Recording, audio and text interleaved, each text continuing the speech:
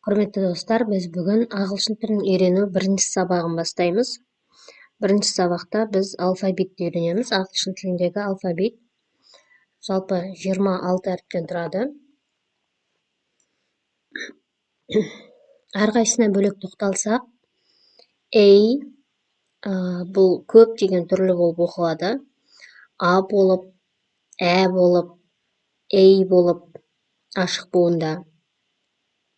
Кейбір кезде о болып оқылатында жерлері болады. Мысалға, бол деген сөзде доп, екі л-мен келген кезде мысалға о болып оқылады деген ережелер бар. Тек қана б болады. Осы жерде тұрған төрт дыбыстың ішінде дыбысы қызылмен тұр, себебі ол дауысты дыбыс. Үш түрлі болып оқылады. С, к және кейбір кезде ш болатын жерлері де бар. Мысалға, ocean деген сөзде. Келесі тек қана д болып оқылады. Әрпі болады және болып та оқылады. Дауысты дыбыс. Тек қана ф дыбысын береді бізге. Екі түрлі болып оқылады. және г болып. Біздің х дыбысымыз. Дауысты дыбыс. және болады. Яғни J'іміз тек қана Ж болып оқылады. Бірінші жаңағы J'іміз ол мынау J. Келесі әріп K тек қана К болып оқылады. Кейбір кезде K'дің оқылмайтын жерлері де болады. KN бірігіп келген кезде мысалға no деген сөзде К жазылады, бірақ оқылмай кететін жерлері бар. Келесі әріп бізде L тек қана Л дыбысын береді. М дыбысын, Н дыбысын береді. О бізде дауысты дыбыс. О болады, О болады жабық буындарда. П болады. Q бізде үнемі Q болып оқылады. Яғни әрпіміз Q болғанмен дыбыста Q. Мысалға, queen, quit деген сияқты көбінесе сөздің басында келеді. А дыбысы деп айтсақ болады, ар деп те айтсақ болады, бұл тек қана р болып оқылады.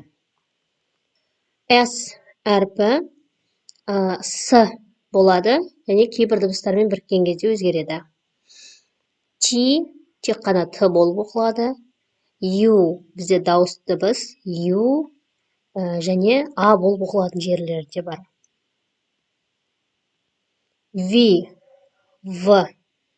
Вагон дегендегі бізде В-ны береді. W O болып оқылады. Кейбір жерлерде WH қатар келген кезде W-ның оқылмайтын жерлері де болады. Мысалға, who кім дегенде жазылады, бірақ оқылмайды.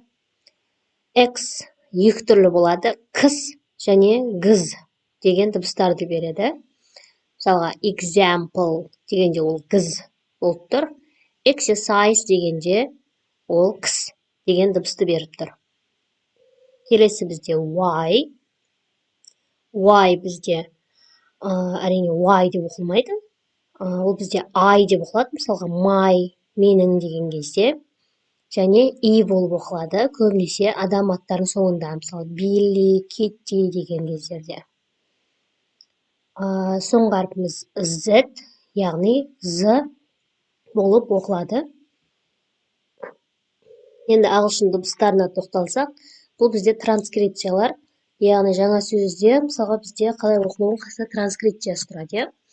Бірінші бізде short қысқа болса, және long созылыңқы болса деп тұр. Long созылыңқы оқылайтын жерлерде дыбыстың қасында қос нүктелер тұрады. Мінекей. Яғни мынау қысқа болса, мынау дыбыс деп созылып оқылады. У, А, О, мына әріпті ә десек болады, немесе көбінесе бұл ө болып оқылады. Ө, мынау яғни өның ұзақтыры. Немесе бұны кейбір кезде ё, мысалы хё деген сөзде осы жазылады, және б дегенде IR қосылған кезде көбінесе осы дыбыс жазылады. Және дыбыстары. Дифтонгтар. Дифтонгс дегеніміз, яғни екі әріп бірігіп бір дыбыс береді, немесе екі дыбыстан тұрады. Ия, уа, ай, ой, әу, эя, ау болды. Эй. Енді дауыссыздар жаңа айтқан. Қатаң, ұяң үнді деп бөлініп тұр. Мысалы бізде бұны бізде ағылшындар voiceless және voiced деп бөледі. Voiceless яғни көбінесе сөздің соңына келгенде олар дыбыссыз қалады, яғни қатты шықпайды дыбысымыз. П, Т, мынау ч-ны білдіреді. Т мен ш-ның қосындысы бізге ч-ны береді. К, F, яғни Ф, С, мысалға сәңкіс деген кезде, TH қосылған кезде біз осыны аламыз. С болды. Ш.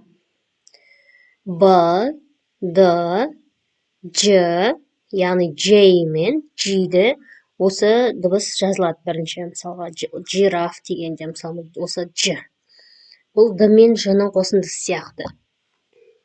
Г, В, бұл З-ны береді. Бұл да З, мынау Ж-ны береді. Мысалға бізде S-U-R-E деген, мысалға 4 әріп қосылған кезде, мысалға жә дегенді білдіреді. Pleasure, treasure деген сөздерде, сонда кезде осы дыбыс жазылады.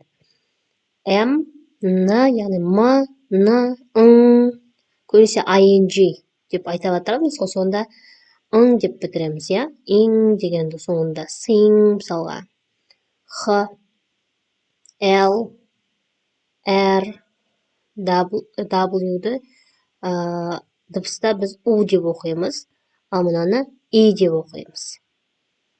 Бүгін біз алфавиттерді бір қайталап шықтық.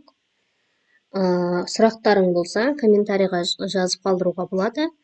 Енді осылай әр сабақ сайын біз біртіндеп көптеген ақпараттар ағылшын тілін үйрену туралы қосып отыратын боламыз.